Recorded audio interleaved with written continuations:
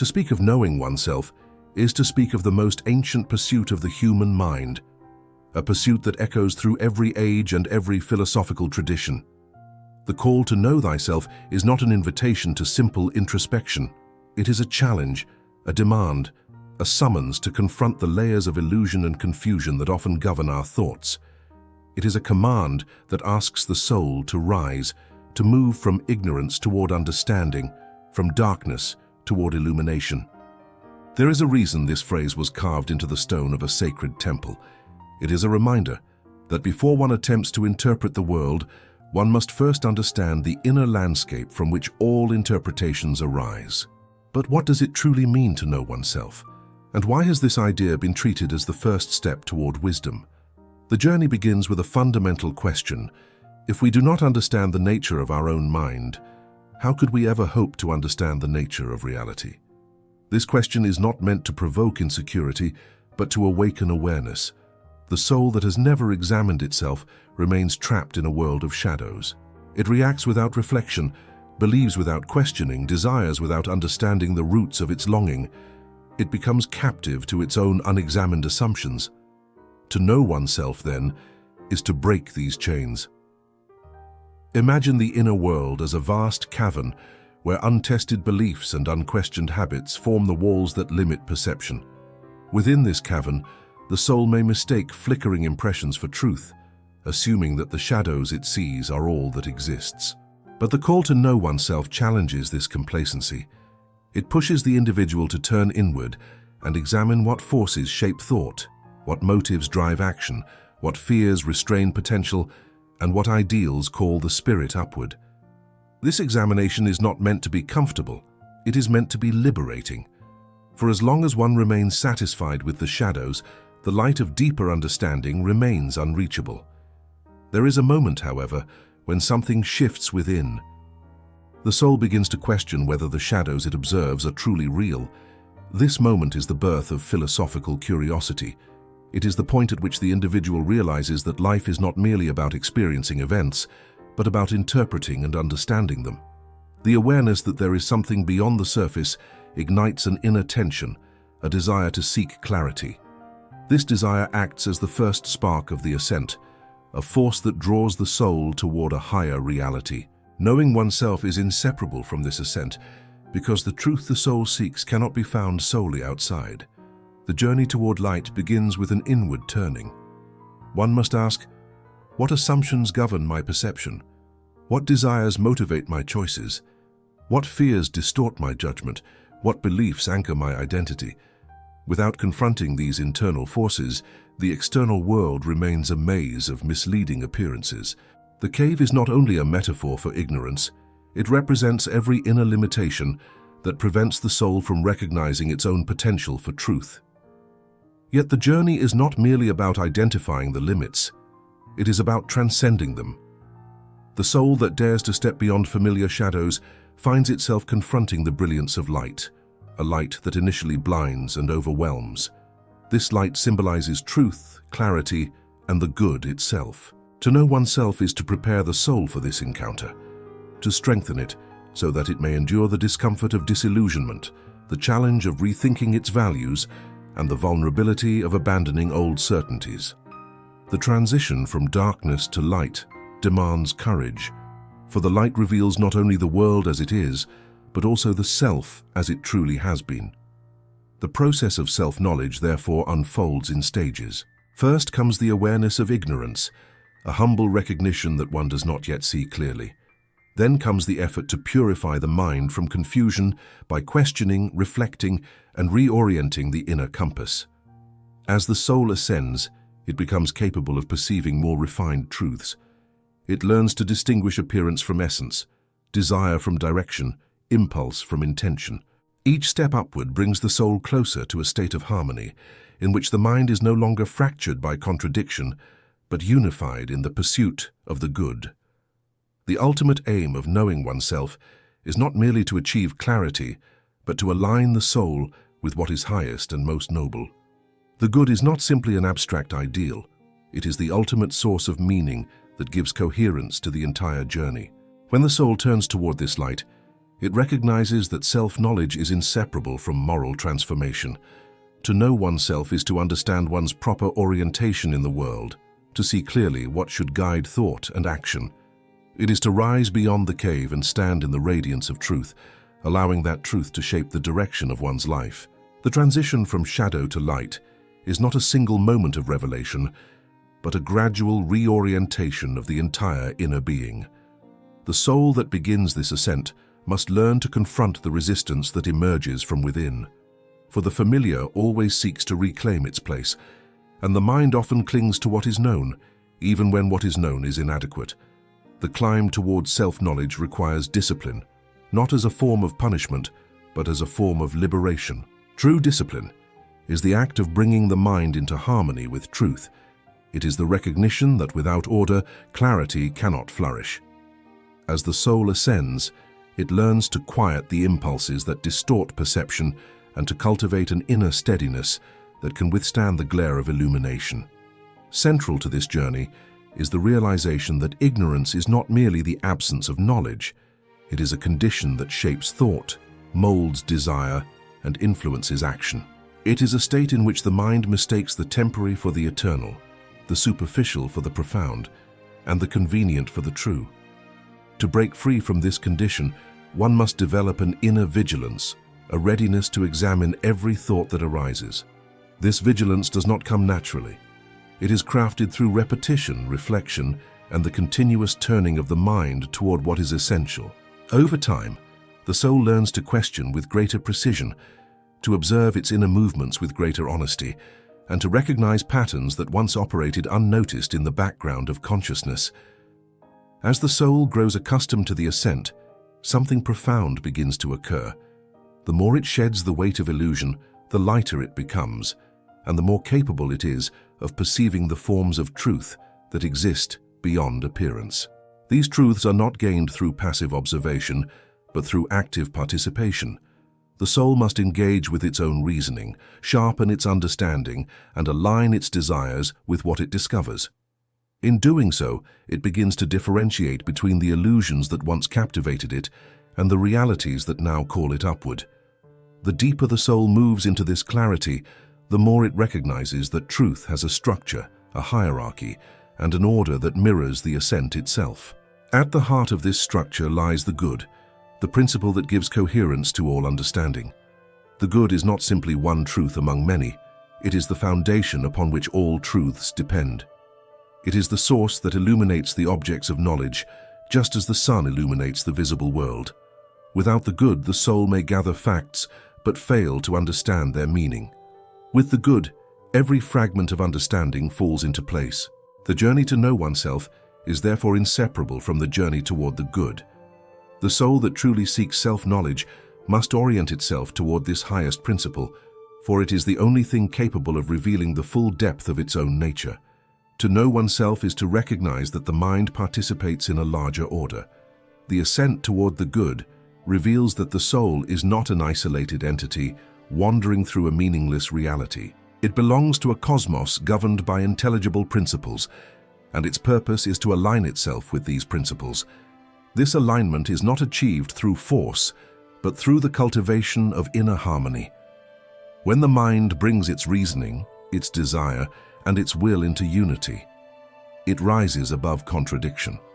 It becomes capable of perceiving truth directly rather than through distorted impressions. This unity marks a turning point in the ascent.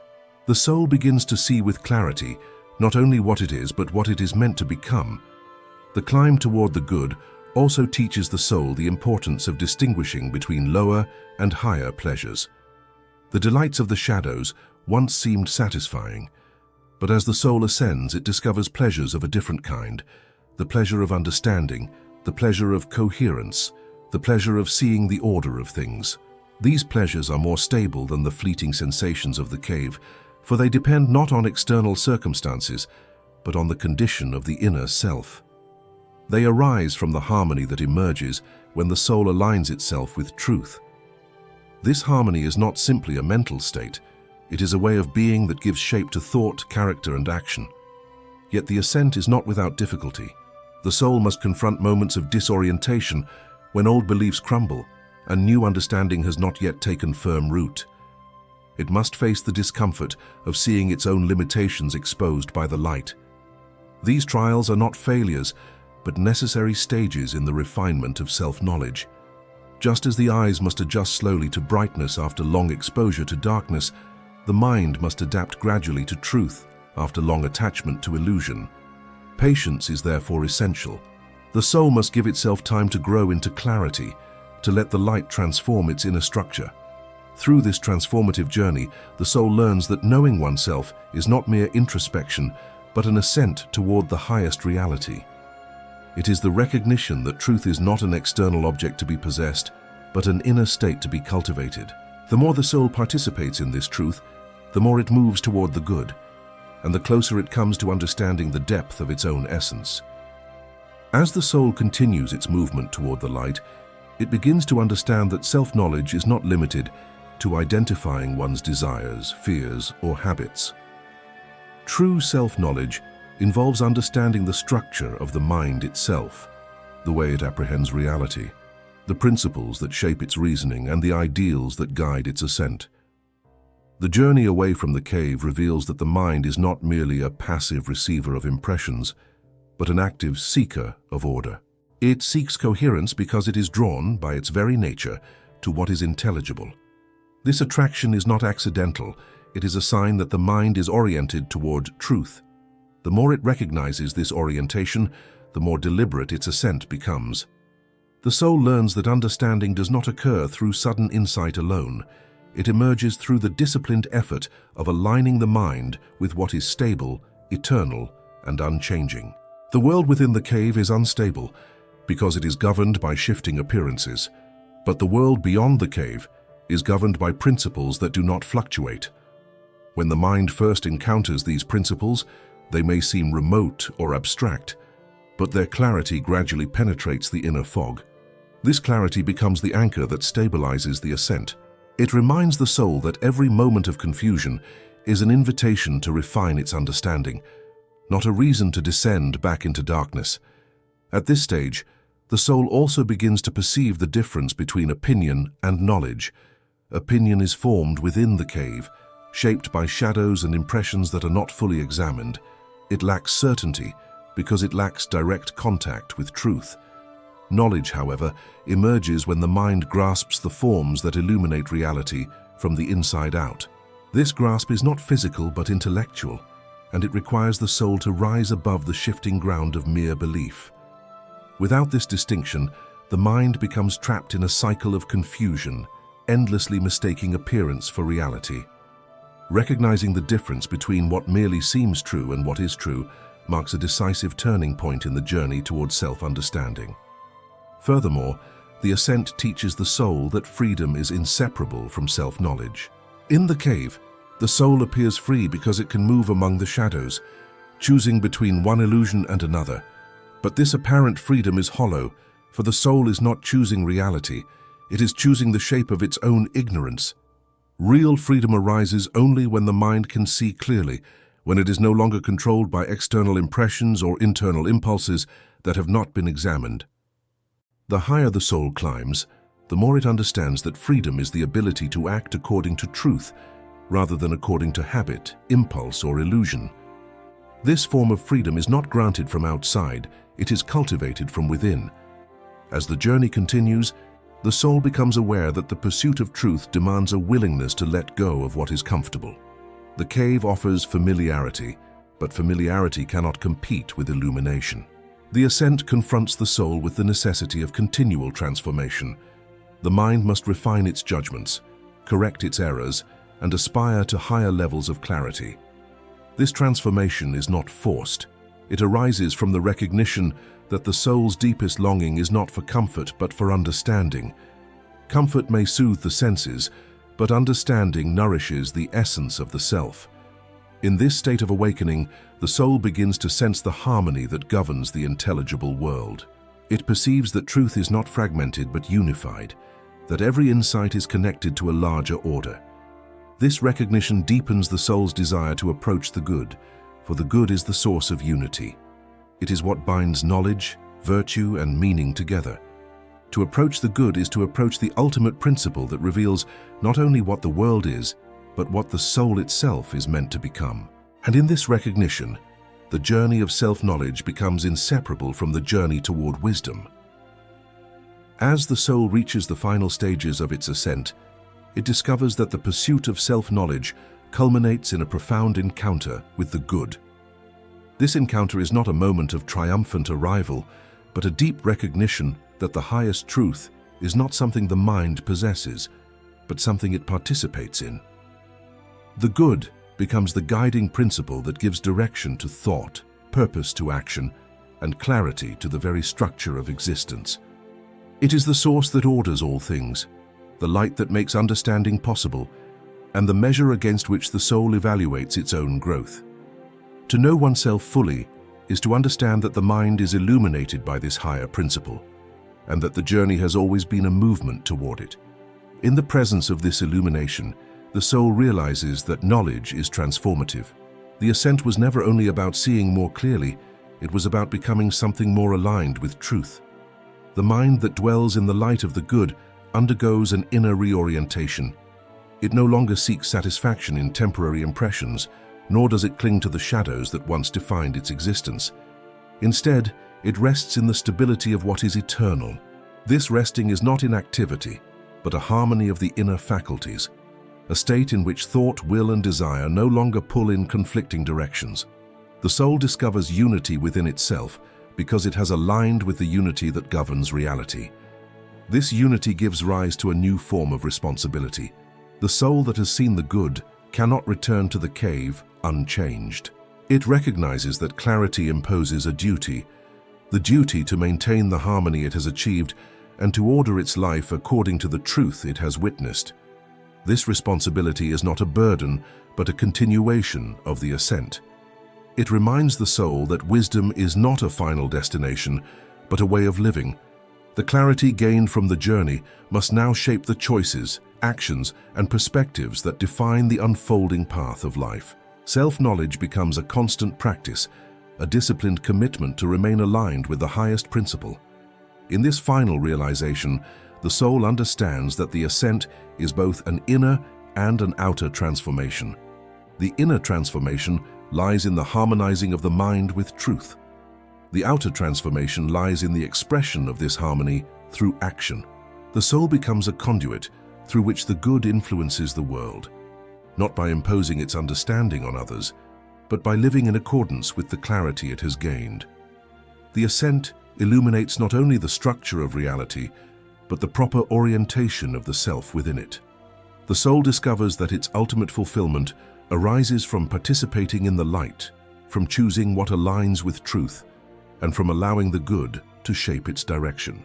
The journey from the cave to the light reveals that knowing oneself is inseparable from seeking wisdom. It teaches that ignorance confines, clarity liberates, and the good guides.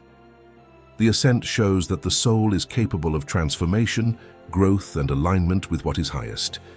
And in recognizing this potential, the soul gains a profound sense of purpose to continually rise toward truth, to refine understanding, and to live in accordance with the principles that illuminate existence. If this message resonated with you, and you wish to explore more philosophical journeys toward clarity, wisdom, and self-understanding, consider subscribing to the channel. Each new reflection continues the ascent, guiding the soul toward deeper light.